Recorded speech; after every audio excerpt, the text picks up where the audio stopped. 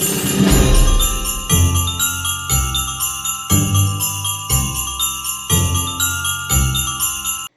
so I am trying to get in the swing of things for this Vlogmas content creating.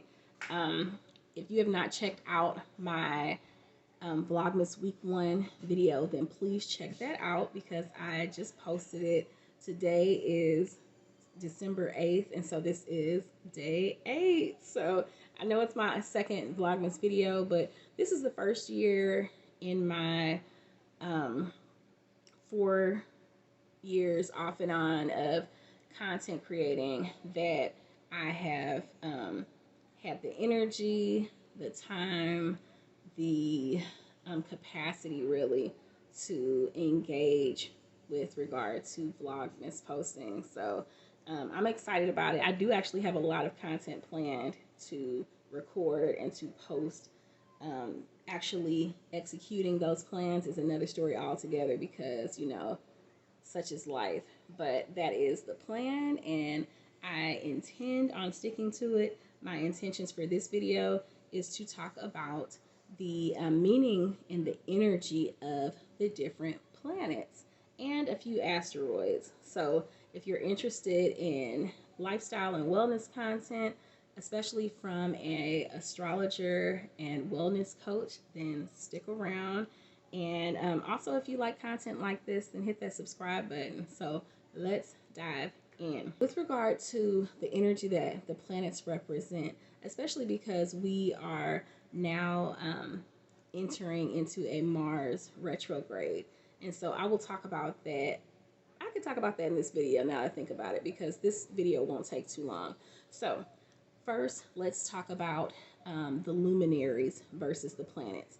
The luminaries are the sun and the moon. So when you hear someone say luminaries, and I will plot a definition right here. When you hear someone say luminaries, they are referring to the sun and the moon. And it's pretty self-explanatory, but the sun represents our identity. So when we talk about zodiac signs, when people say, you know, I'm a Gemini, I'm an Aries, etc., they are referring to their sun sign. And so again, the sun represents our identity. The house that the sun is in, that is the area where your identity shines and comes alive. And so we'll talk about the houses in a future video. Next is the other luminary, the moon. And the moon represents our emotions. It represents the feelings that we have that we hold near and dear to our hearts. Not to be confused with love, which I know is usually aligned with Venus, but we'll get to Venus in a moment. But the moon embodies our emotions and those feelings that we hold near and dear to our hearts. Next, we'll start with the planets, and we'll go in order from the sun. And we have Mercury. Mercury is our planet of communication. It is how we like to communicate. It is our self-expression, and it's the style, the flavor that we add to our communication. Next, we have Venus. Venus is not only the planet of love. Venus actually represents our aesthetic. Venus represents our vibe. It represents where we find beauty in the world. So it's the area of our life that we usually wear rose-colored lenses. It also represents our sense of style and, like I said, our aesthetic. Also, with regard to Venus, you can have a Venus morning star or Venus evening star, also referred to as Lucifer and Hesperus, and that depends on whether Venus in your chart rose before the sun did, the day that you were born, or after. And so that will determine whether you're a Venus morning star or evening star. People who are Venus morning stars, they generally wear their heart on their sleeve, and they are more demonstrative with their emotions. And likewise, people who have a Venus evening star, typically, while they don't outwardly show their emotions as freely as someone who's a Venus morning star, they typically have so much passion and it's running like a deep simmer. So people with a Venus evening star, it's actually more difficult for them to get over heartbreak and heartache than it is for a Venus morning star. So just a little extra Venus tidbit there. Okay, so next we have Earth, and we don't talk about Earth in astrology because we are viewing everything from Earth. So that's our perspective in the universe. So moving on to Mars. Mars, like I said, just entered retrograde, and retrogrades represent the definition of a retrograde is when the planet appears to be moving in reverse along its orbit, but really it's just moving slower than normal. So it's an illusion from our perspective. It does look like they're moving in reverse, but I liken that to when you are sitting at, let's say, a red light or a stop sign, and someone is pulling up next to you. If you look at their wheels, their rims, while they're pulling up next to you, it looks like as they're slowing down, sometimes it looks like their wheels are turning in reverse, but it's our perspective. Again, it's an illusion. It's because of them moving slower than they normally do. And from our perspective, it just looks like they're going in reverse. So that's just an analogy that I like to use. But with regard to retrograde, it's a time for introspection. So we have the energy of the planets and the luminaries, but when the planets are going through retrograde, that's a time for us to turn our focus inward on that energy and assess the energy that we possess from within versus our external interactions with others. So Mars represents our mission and our focus in life. It's where our energy flows. So wherever you have Mars in your chart, that is where most of your energy flows and where you come alive in a sense whenever you're able to focus your energy in that direction. So it's like a lighthouse, if you will. So then we have Jupiter. Now, Jupiter is not only the luck or the money planet, Jupiter represents our abundance, it represents growth, it represents expansion, and it does also represent the area of your life that Jupiter placement represents the area of your life where you can evolve and receive abundance more freely, more easily than other aspects of your life. Then we have Saturn. Now, Saturn gets a bad rap. Saturn is somewhat uptight energy, but that's because Saturn represents our sense of structure and stability. It can represent restriction, depending on the placement, depending on the zodiac sign that it's in, like all of the placements can. But Saturn represents our sense of structure and organization in our life. So you do want to focus on your Saturn placement so that you can exude the energy that you need to be most in alignment with your purpose and your journey.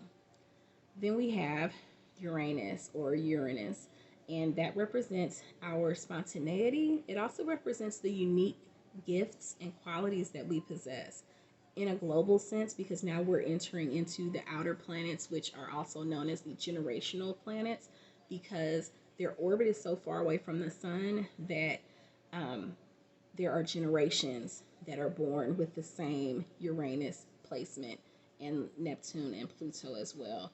So like I said, Uranus represents our originality, but because of it being a generational planet, you would think, okay, so do we all possess the same type of gift? No.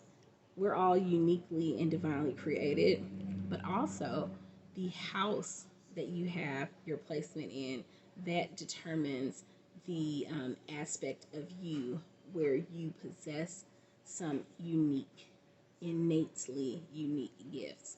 So look for that house placement. Neptune is the next one, and Neptune represents our dreaminess. It represents our imagination. It represents our hopes. It represents just how we can look outside of ourselves to give us more perspective and to lighten up our energy. in excess, Neptune can be tied to delusion because Neptune, it can be a bit of flightiness depending on the placement, and also depending on the relationship between each planet and others, or the planetary aspects, and we'll talk about that in a future video. So yes, look at your Neptune placement. We always have retrogrades for all these planets, so like every year, so you can look at the timing of the retrogrades to tap into the energy of introspection, to really reflect on the way that you show up with regard to those different placements in your chart. And then we have Pluto. Pluto is transformative energy. We have this Pluto and Aquarius energy that's upon us, but also Pluto is where you can reclaim your power. I call Pluto the divine warrior energy. So wherever you have Pluto in your chart, you most likely have some deep wounds there, or will have some deep wounds there throughout your life. However, like I said, it's the area that you can reclaim your power.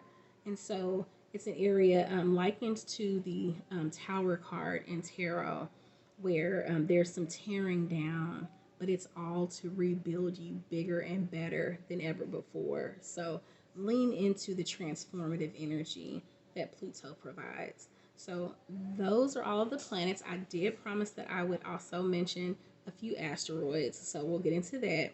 Now, Chiron. Chiron is spelled Chiron, but on your natal chart, it's represented by the letter K with a little circle underneath it. Now, your Chiron placement represents some healing, cathartic energy. Chiron is known as the wounded healer in astrology, and it's a place, that placement for Chiron in your chart is a place where you can, you may have some wounds that you will need to heal through whatever means, aligns with you and resonates with you. But it's also an area where you can be a healing presence for others. So there's that cathartic energy, and it's that exchange of not just energy, but of your story, and of how you have been able to become an overcomer with regard to whatever wounds you have, and the healing process.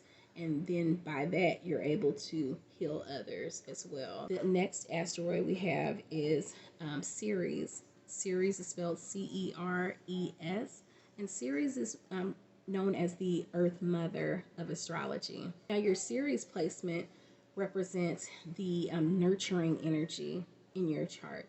It's the way that you are able to show up for others, and to be a caring and nurturing presence to them. And also, it's the way that the universe and Mother Nature shows up for you. So again, that's more of that cathartic energy that I was talking about. So where Chiron is to heal you, heal some deep wounds, Ceres is there to just to love on you, to care for you. It's an area that you can focus your self-care on. So we'll touch on the houses in the next video so that you can tie it all together, like the puzzle pieces that astrology represents. But Ceres represents a connectivity to nature, to the universe. It's a grounding energy to help you to make sense of your purpose, and to just be at one with nature as well. Okay, so I think I'm going to stop there today. And like I said, we'll touch on houses in the next video, as well as some of the energy that is taking place right now in the cosmos. I'm getting ready to peep over on my computer to see what we have going on with the planets, and I will give a bit of information with regard to the planets for right now. Okay, so we currently have Saturn, which is in the sign of Pisces, opposing part of fortune, aka Fortuna, in the sign of Virgo. Now, part of fortune, as it sounds, is where the money resides in your chart. We all have a part of fortune placement. It looks like a circle with a plus sign in the middle of it, if you've ever seen it before. It is not on a typical natal chart, so you have to actually look up online a part of fortune calculator. and there are free calculators online where you can pull up your placement.